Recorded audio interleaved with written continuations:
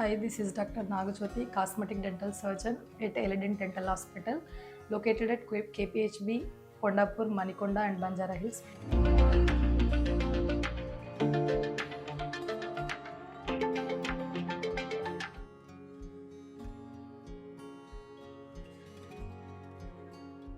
ఈ రోజు నేను చెప్పబోయే టాపిక్ ఏంటంటే రీటైనర్స్ గురించి చెప్తాను. సో ఈ రీటైనర్స్ అనేవి మనకి ఆర్థోడాంటిక్ ట్రీట్మెంట్ కానీ లేదు అంటే అలైనర్స్ కానీ యూజ్ చేసిన తర్వాత మనం యూజ్ చేస్తాం అనమాట. ఇవి ఎందుకు యూజ్ చేస్తాము అంటే ఇప్పుడు మనం ఆర్థోడాంటిక్ ట్రీట్మెంట్ ఏంటంటే మనం స్పేసెస్ కానీ లేదు అంటే మనకి క్రౌడింగ్ కానీ అంటే ఎగుడు దిగుడు పళ్ళు కానీ లేదంటే ఎత్తుగా ఉన్న పళ్ళని కానీ మనం కరెక్షన్ చేయడానికి బ్రేసెస్ కానీ అలైనర్స్ కానీ యూజ్ చేస్తాము. సో ఇవి యూజ్ చేసిన తర్వాత ఇవి ఏంటంటే మనం రూట్ పార్ట్ మనకి బోన్లో ఉంటుంది, బయట కనిపించేది 30%, 70% రూట్ భాగంలో ఉంటుంది కాబట్టి రూట్ అనేది బోన్లో ఉంటుంది కాబట్టి మనం బోన్లో నుంచి టీత్ని జరుపుతాము. సో జరిపి మనం మంచి అలైన్మెంట్లోకి తీసుకొస్తాము. సో ఇంత మూమెంట్ చేస్తాం కాబట్టి మళ్ళీ ఆ టీత్ అనేది రిలాప్స్ అవ్వకుండా అంటే మళ్ళీ స్పేసెస్ రాకుండా ఉండాలి అంటే రీటైనర్స్ అనేది కంపల్సరీ యూజ్ చేయాలి. ఈ రీటైనర్స్లో మనకి 2 టైప్స్ ఉంటాయి, ఒకటి ఫిక్స్డ్ రీటైనర్, ఒకటి రిమూవబుల్ రీటైనర్. ఈ ఫిక్స్డ్ రీటైనర్ ఏంటంటే ఒకటి మనం సన్న వైర్ ఉంటుంది, అది మనం పైన 6 టీత్కి కింద 6 టీత్కి